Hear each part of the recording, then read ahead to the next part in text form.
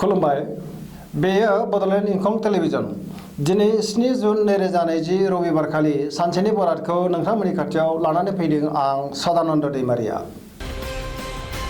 सिगां फरायथिनो लादों मेष राशि। दिनैनि साना जोबोर मोजां, गोसोखौ जोबोर गोजोननाय मोनगोन। मावनो लानाय खामानिखौ मावफुंनो हागोन, देहाया मोजाङै थागोन। अब्लाबो जानाय लोंनायाव सांग्रां जानाया गाहाम।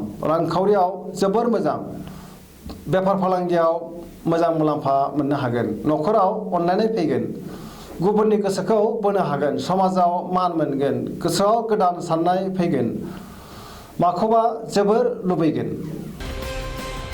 वृष राशि। दिनैनि साना बारा मोजां नङा, गोसोखौ जोबोर गुलुं गुजुं मोनगोन। मावनो लानाय खामानिखौ मावफुंनो हानाय नङा, गोसोखौ लोरबां मोनगोन। रांखावरियाव बारा मोजां नङा, बेफार फालांगियाव मोजां साननाया जाफुंनाय नङा। न'खराव बिसि फिसायनि गेजेराव एना एनि फैनो हागौ। देहाया मोजाङै थागोन, गुबुननि हेफाजाब मोननाय नङा। सुथुरा बांगोन, सांग्रां जानाया गाहाम। सोरजोंबा गाज्रि मोनजागोन, मावनाय खामानिखौनो मावफ्लांनो हागौ। मिथुन राशि। दिनैनि साना बारा मोजां नङा, गोसोखौ गुलुं गुजुं मोनगोन। देहाया मोजां थानाय नङा। जानाय लोंनायाव सांग्रां जानाया गाहाम। रांखावरियाव मोजां नङा होनजायो, बेफार फालांगियावबो खहा जानो हागौ। न'खराव एना एनि फैनो हागौ, गोसोनि बोलोआ लोरबां जागोन। मावनो लानाय खामानिखौ मावफुंनो हानाय नङा। गोसोनि साननायफोरा मोगथाङाव जाफुंनाय नङा आरो देबार नांगोन। फरायसाफोरा मोजां फिथाइ मोनगोन। सेंग्रा सिख्लाफोरा अदेबानि जोबोर रमान्टिक जागोन। कर्कट राशि। दिनैनि साना बारा मोजां नङा, गोसोआव गुलुं गुजुं साननाय फैगोन, सुथुरा बांगोन। रांखावरियाव मोजां नङा, बेफार फालांगियाव मोजां नङा। गोबां धोन खहा जानो हागौ। देहाया मोजाङै थागोन, गुबुननि हेफाजाब मोनगोन। न'खराव अनलायनाय फैगोन, सेंग्रा सिख्लाफ्रा रमान्टिक जागोन। फरायसाफोरा मोजां फिथाइ मोनगोन आरो फरायनायाव जोबोर गोसो दुंगोन। सिंह राशि। दिनैनि साना जोबोर मोजां, गोसोआव मोजां आरो गोग्गो साननाय फैगोन। मावनो लानाय खामानिखौ मावफुंनो हागोन। सोरबा लोगोआ हेफाजाब होगोन। रांखावरियाव मोजां, बेफार फालांगियावबो मोजां। न'खराव अनलायनाय फैगोन, देहाया मोजाङै थागोन। अब्लाबो जानाय लोंनायाव सांग्रां जानाया गाहाम। सेंग्रा सिख्लाफ्रा मोजां खौरां मोनगोन। कन्या राशि। दिनैनि साना मोजां होनजायो, बहाबा दावबायहैनानै गोसोखौ जोबोर गोजोननाय मोनगोन। गुबुननि गोसोखौ बोनो हागोन। बहानिफ्रायबा हरखाबै मोजां खौरां फैनो हागौ। रांखावरियाव मोजां, बेफार फालांगियावबो मोजां मुलाम्फा मोनगोन। देहाया मोजाङै थागोन। गोबां मुंदांखा आरो गोहोम गोनां सुबुंजों लोगो मोनलायगोन। न'खराव अनलायनाय फैगोन। सेंग्रा सिख्लाफ्रा मोजां खौरां मोनगोन। फरायसाफोरा मोजां फिथाइ मोनगोन आरो फरायनायाव जोबोर गोसो दुंगोन। तुला राशि। दिनैनि साना जोबोर मोजां, गोसोखौ जोबोर गोजोननाय मोनगोन। गोसोखौ रमान्टिक मोनगोन, गोसोनि बोलोआ बांगोन, साननायफोरा जाफुंगोन। मावनो लानाय खामानिखौ थि समाव मावफुंनो हागोन। देहाया मोजाङै थागोन, अब्लाबो जानाय लोंनायाव सांग्रां थानाया गाहाम। रांखावरियाव मोजां, मोननो गोनां धोनखौ मोननो हागोन। न'खराव बिसि फिसायनि गेजेराव अनलायनाया सिगांनिख्रुइ बांसिन जागोन। समाजाव मान मोनगोन। बेफार फालांगियाव मोजां मुलाम्फा मोननो हागोन। फरायसाफोरा मोजां फिथाइ मोनगोन, बयजोंबो बाख्नाय जागोन।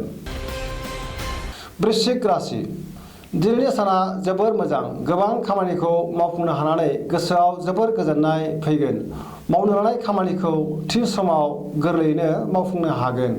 गोसोनि साननाया जाफुंगोन, गोसोनि बोलोआ बांगोन। समाजाव मान मोनगोन। न'खराव अनलायनाय फैगोन। रांखावरियाव मोजां, बेफार फालांगियाव मोजां मुलाम्फा मोननो हागोन। देहाया मोजां थानाय नङा। जानाय लोंनायाव सांग्रां थानाया गाहाम। फरायसाफोरा फरायनायाव गोसो दुंगोन। गोबां मोजां खाबु फैगोन आरो बे खाबुखौ दानागार। धनु राशि।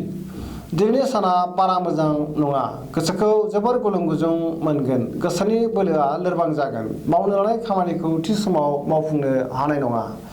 गोसोनि साननाया देबोर नांगोन। रांखावरियाव बारा मोजां नङा होनजायो। बेफार फालांगियावबो खहा जानो हागौ। गावनि गोरोन्थियावनो गोबां खहा जानांनो हागौ। समाजाव मान मोनगोन। देहाया मोजाङै थागोन। अब्लाबो जानाय लोंनायाव सांग्रां थानाया गाहाम। गुबुननि गोसोखौ बोनो हागोन। न'खराव अनलायनाय फैगोन। सेंग्रा सिख्लाफ्रा मोजां खौरां मोनगोन। फरायसाफ्रा मोजां फिथाइ मोनगोन आरो फरायनायाव गोसो दुंगोन। मकर राशि दिनैनि साना जोबोर मोजां। गोसोनि साननाया जाफुंगोन। मावनो लानाय खामानिखौ गोरलैयैनो मावफुंनो हागोन। रांखावरियाव जोबोर मोजां। मोननो गोनां धोनखौ मोननो हागोन। बेफार फालांगियाव जोबोर मोजां मुलाम्फा मोननो हागोन। गुबुनजों मोजां सोमोन्दो लाखिनो रोंगोन। न'खराव अनलायनाय फैगोन। बिमा बिफानि बोर मोनगोन। समाजाव मान मोनगोन। बयजोंबो अनजागोन। सेंग्रा सिख्लाफ्रा गोसोखौ जोबोर रमान्टिक मोनगोन। कुम्भ राशि दिनैनि साना बारा मोजां नङा। गोसोखौ गुलुं गुजुं मोनगोन। मावनो लानाय खामानिखौ थि समाव मावफुंनो हानाय नङा। रांखावरियाव मोजां। फालांगियाव मोजां। देहाया मोजाङै थागोन। अब्लाबो जानाय लोंनायाव सांग्रां थानाया गाहाम। न'खराव अनलायनाय फैगोन। गुबुननि थाखाय जेंनायाव गोग्लैनांनो हागौ। सुथुरा बांगोन। सोरबाया मेगन साखोमागोन। मीन राशि दिनैनि साना जोबोर मोजां। गोसोआव जोबोर मोजां साननाय फैगोन। गोसोनि बोलोआ बांगोन। देहाया मोजाङै थागोन। अब्लाबो जानाय लोंनायाव सांग्रां थानाया गाहाम।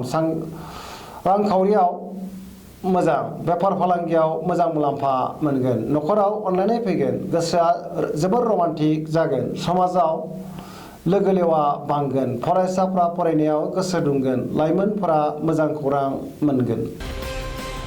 दिनैनि राशि फरायथिनाया एसेनोसै। जोबनायाव बेखौनो खावलायो जाहाथे नोंथांमोना सानफ्रामबो जोंनि बे बड'लेण्ड इंखं टेलिभिजनखौ नायबाय थायो आरो साबस्क्राइब खालामो। एसेनोसै। गोजोन्थों।